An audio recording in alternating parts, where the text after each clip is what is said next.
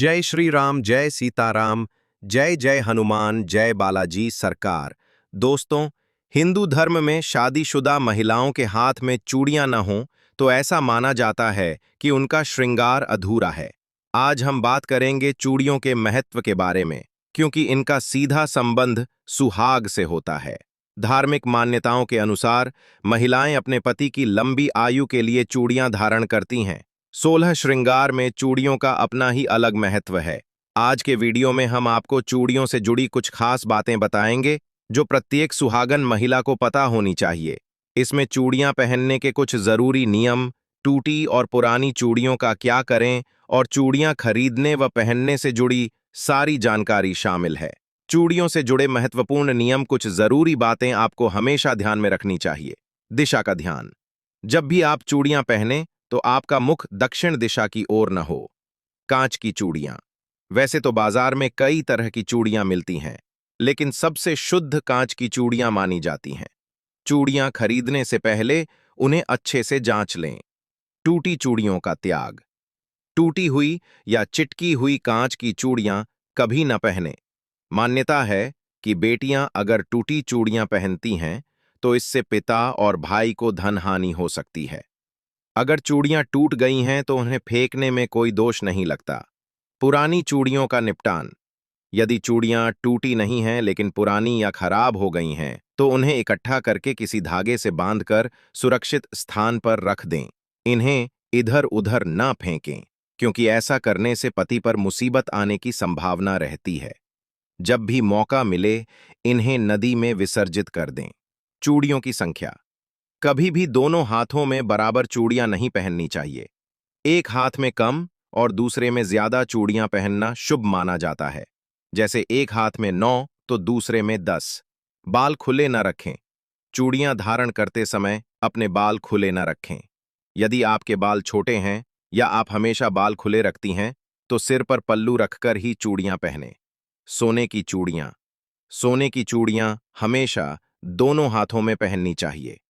एक हाथ में सोने की चूड़ी और दूसरे हाथ में ब्रेसलेट या घड़ी पहनना उचित नहीं माना जाता। शाखा पॉल, कंगन। शाखा पॉल या कंगन सुहाग की निशानी होते हैं। सिंदूर लगाने के बाद उंगली में बचे सिंदूर को शाखा पॉल या कंगन पर लगाएं। ऐसा माना जाता है कि इससे सुहाग की उम्र बढ़ती है। यदि आपको बहुत अधिक चूड़ियां पहनने से कोई दिक्कत है या एलर्जी है तो शाखा पॉल अवश्य धारण करें। इसके बाद 2 चूड़ियां पहनना भी शुभ माना जाता है। अशुभ समाचार और पूजा पाठ। यदि आपने चूड़ियां पहन रखी हैं और कोई अशुभ समाचार, जैसे किसी के निधन की खबर, मिलता है तो उन चूड़ियों को दोबारा किसी पूजा पाठ में ना पहने, क्योंकि वे अशुद्ध मानी जाती हैं। मांसाहार और सफाई। यदि आपने नई चूड़ियां पहनकर मांसाहार का सेवन किया है तो उन्हें साफ करके ही दोबारा किसी पूजा पाठ में पहने। लाख की चूड़ियां। लाख की चूड़ियां बहुत शुद्ध मानी जाती हैं।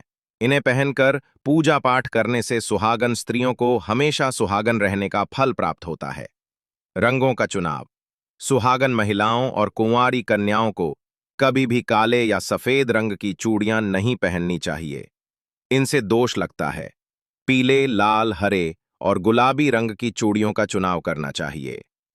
चूड़ियों का आदान प्रदान।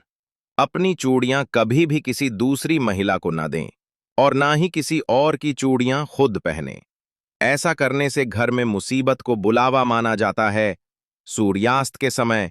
सूर्यास्त के समय प्रदोष काल में चूड़ियां नहीं पहननी चाहिए। आप रात में या दिन में धारण कर सकती हैं। हाथ सूना ना छोड़ें।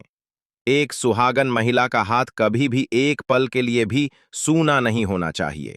ये अशुभ होता है। चूड़ियां बदलते समय अपने हाथ में दुपट्टा या रंगीन धागा लपेट लें ताकि हाथ सूना ना रहे। चूड़ियां खरीदने का दिन। नई चूड़ियां मंगलवार के दिन ना खरीदें। शुक्रवार का दिन चूड़ियां खरीदने के लिए बहुत शुभ होता है। मासिक धर्म के दौरान। मासिक धर्म के दौरान पहनी गई चूड़ियां अशुद्ध मानी जाती हैं। जिस दिन आप बाल धोकर शुद्ध हो जाती हैं उस दिन उन चूड़ियों को उतारकर नई चूड़ियां पहनें, क्योंकि पूजा पाठ के दौरान उन्हें नहीं पहनना चाहिए। सुहाग की वस्तुएं ना करें साझा। यह कोई साधारण बातें नहीं हैं। ये हमारे सुहाग की निशानियां हैं, जिन्हें हम स्वयं मां भगवती को भी अर्पित करते हैं। अक्सर जैसे बिंदी या अन्य सामान साझा करना अच्छी बात है, लेकिन शादी के बाद कुछ चीजें ऐसी हैं जिन्हें एक दूसरे से साझा करने से बचना चाहिए। खासतौर पर ये 5 चीजें हैं जिन्हें साझा करने से पति पत्नी के रिश्ते में दूरियां आने और सुहाग एवं सौभाग्य को बुरी नजर लगने का खतरा होता है। 1. मांग का सिंदूर। 2. आंखों का काजल। 3. माथे की बिंदियां। 4. हाथों की मेहंदी। 5. हाथ की चूड़ी और पैरों की पायल।